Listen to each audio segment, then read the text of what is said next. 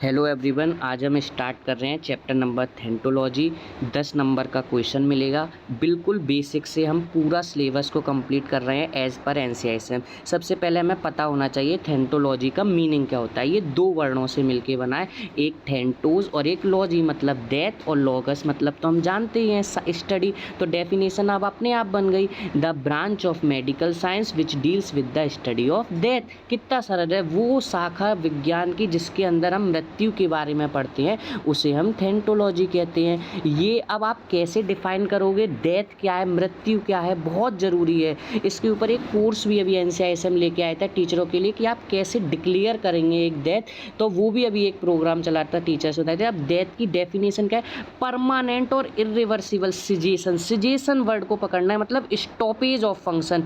कौन से फंक्शन का स्टॉप हो जाना, तीन ही तो सिस्टम है मेन, आपका नर्वस सिस्टम, सर्कुलेटरी सिस्टम और रेस्पिरेटरी सिस्टम, जिसे हम ट्राइपॉड ऑफ लाइफ भी कहते हैं। इनमें से किसी भी एक का, मैं ये नहीं कह रहा कि तीनों का ही होना चाहिए, परमानेंट और irreversible caseation of function. Cardiac ने अपना काम करना अगर इरिवर्सिबल और परमानेंट कर दिया, then the person is said to be death, उसकी हो चुकी है। तो बस तीन चीज़ें आप लोग याद रखिएगा, nervous system, circulatory system, respiratory system का कंप्लीट सिजेशन हो जाना, परमानेंट हो जाना और इरिवर्सिबल, यही क्या कहलाता है, ये डेथ कहलाता है। फिर आता है सर टाइप्स कितने होते हैं डेथ के, दो प्रकार की डेथ होती है, एक सोमेटिक डेथ होती है, एक सेलुलर डेथ होती है जिसको हम मॉलिक्यूलर। अब देखो खुद आ रहा है, सोमेटिक मतलब होता है सेल्स या क्लिनिकल या सिस्टमेटिक। जो आपने सिस्टम देखे, कौन से सिस्टम सर, मैंने तीन सिस्टम देखे थे केवल, एक रेस्पिरेटरी बोल रहा है, एक सर्कुलेटरी और एक नर्वस सिस्टम। अगर ये बोल रहा है मतलब ये फंक्शनेबल है, डेट मीन्स वो पर्सन अभी सर्वाइव कर सकता है। अगर इनमें से किसी का भी अगर क्या हो जाएगा, irreversible permanent caseation, that means वो उस डेथ को मैं बोलता हूँ सोमेटिक डेथ। फिर आता है सेलुलर डेथ, ये कुछ समय के बाद होती है, मतलब जिस टाइम पे सेल, जो बॉडी की इंडिविजुअल सेल है, जो मॉलिक्यूल है, उसको डेथ होने में जो टाइम लगता है, उस टाइम के बाद जो डेथ होती है उसको हम बोल देते हैं सेलुलर या मॉलिक्यूलर डेथ। फिर आता है इन दोनों के बीच में एक टाइम होता है। हाँ सर, क्यों टाइम होता है, क्या पता आपको, ऑर्गन ट्रांसप्लांटेशन के लिए, जैसे बहुत लोग अपनी आई को डोनेट कर जाते हैं, कुछ लोग अपने लिवर को अब आई का मतलब मैं ये नहीं कहता पूरी आई आप कैविटी में से, ऑर्बिट जो कैविटी है उसमें से निकाल के आप पूरा ट्रांसप्लांट करते हैं, नहीं, हम क्या करते हैं, कॉर्निया, कितने टाइम तक, 6 आवर तक।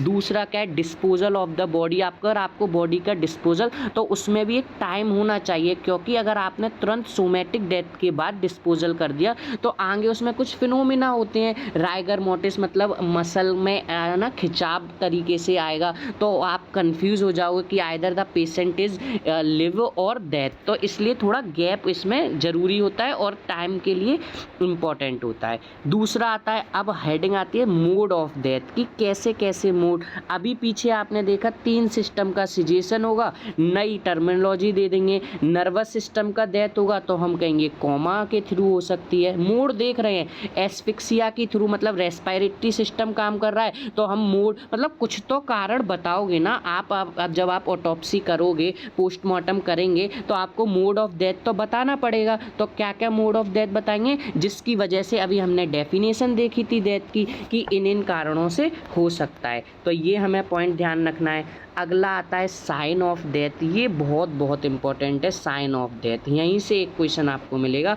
बस पॉइंट देख लेने। साइन ऑफ डेथ में 3 लेवल पे आपको साइन देखेंगे, एक इमीडिएट आता है, एक अर्ली साइन ऑफ डेथ आती है और एक डिले साइन ऑफ डेथ।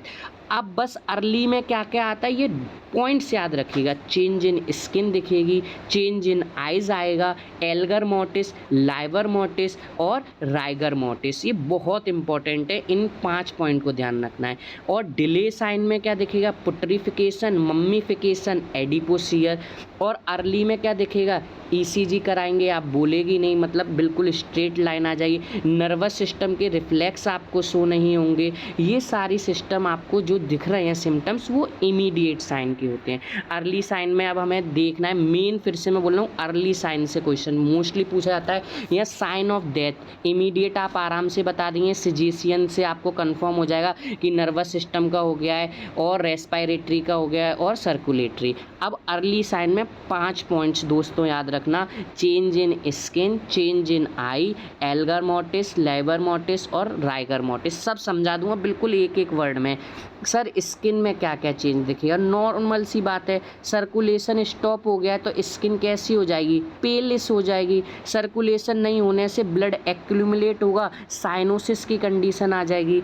अब आई में क्या आएगा सर, पिupil डायलेट हो जाती है because the relaxation of the iris muscle. जो हमारी आइरिस होती है वही क्या करती है, कॉन्ट्रैक्ट, और आइरिस जो है वो पिupil का मतलब साइज को क्या करती है, रिलैक्स्ड और कॉन्ट्रैक्ट करती है। अब वो फंक्शनेबल नहीं है तो क्या होगा, वो डायलेट रह जाएगी।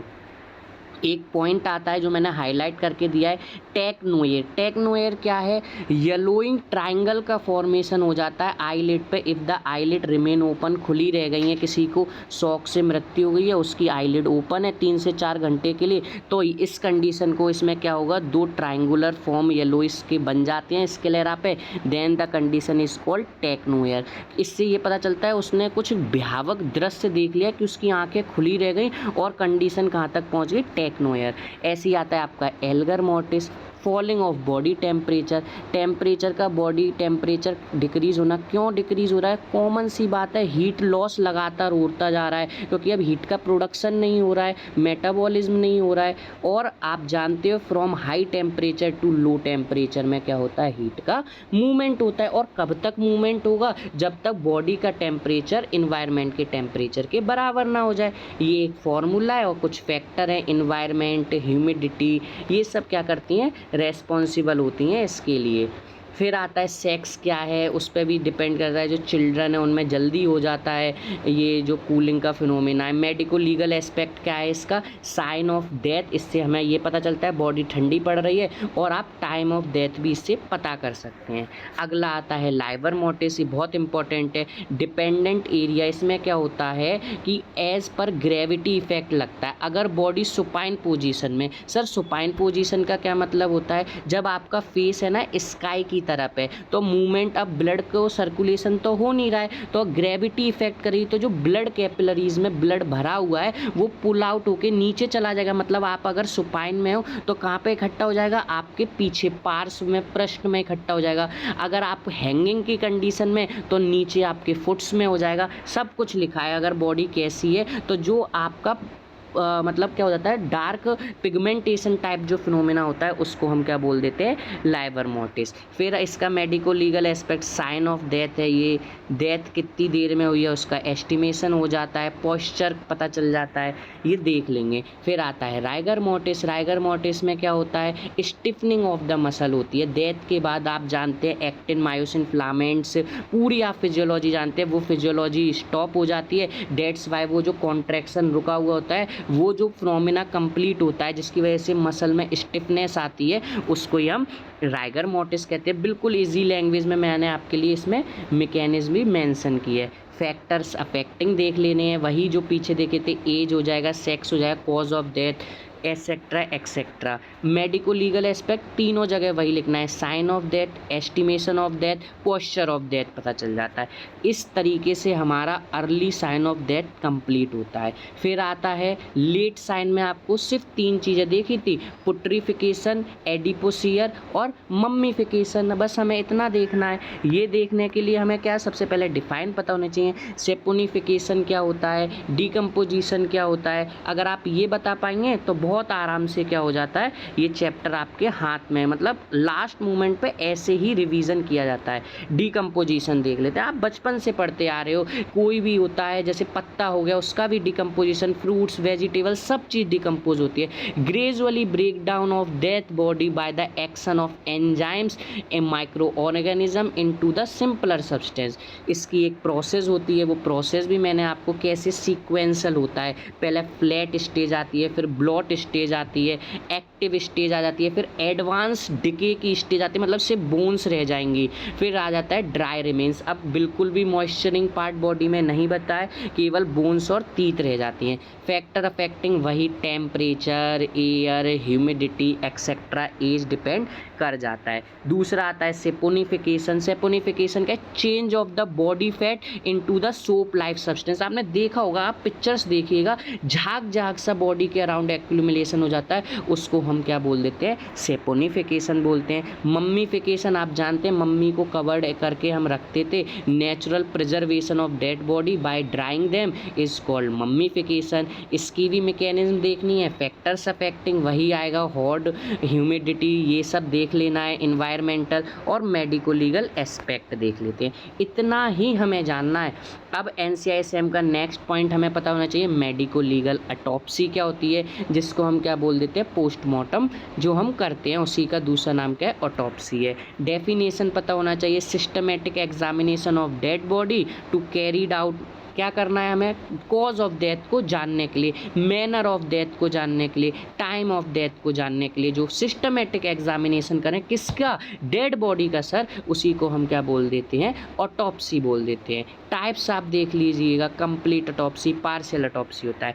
ऑब्जेक्ट क्या है आपका, एम क्या है, फिर रूल्स कुछ होते हैं, हमें ये ध्यान में रखने होते हैं। बस इसी के साथ क्या होता है आपका ऑटोप्सी में इतनी चीज़ें कंप्लीट होती है। अब एग्जामिनेशन हम 2 लेवल पे करते हैं। किसका एग्जामिनेशन, 2 लेवल पे, एक एक्सटर्नल एग्जामिनेशन, एक इंटरनल एग्जामिनेशन। एक्सटर्नल एग्जामिनेशन में क्या होता है, क्लॉथ्स देख लोगे, टीयर देख लोगे, कट तो नहीं लग रहा है, कोई मोल तो नहीं है, कोई टैटू तो नहीं है, राइगर मोटिस प्रेजेंट है कि नहीं है, स्किन में पेलनेस है, एक्सेट्रा एक्सेट्रा। इंटरनल एग्जामिनेशन में आप स्कल को देखते हैं, थोरेसिक को देखते हैं और एब्डोमिनल को देखते हैं। इम्पोर्टेंट है इंसीजन लगाना, 1 मार्क्स में पूछा जा सकता है, याद रखिएगा। हम 3 तरीके से इंजेक्शन उसमें इंसीजन कट लगाते हैं। भाई बॉडी खोलोगे, इंटरनल एग्जामिनेशन तभी तो करोगे जब आप बॉडी को ओपन करेंगे, तो 3 तरीके से, आई शेप्ड का इंसीजन, वाई शेप्ड और मॉडिफाइड वाई शेप्ड। बहुत सरल है, बिल्कुल नहीं रटना होगा, आई बनाना है आपको।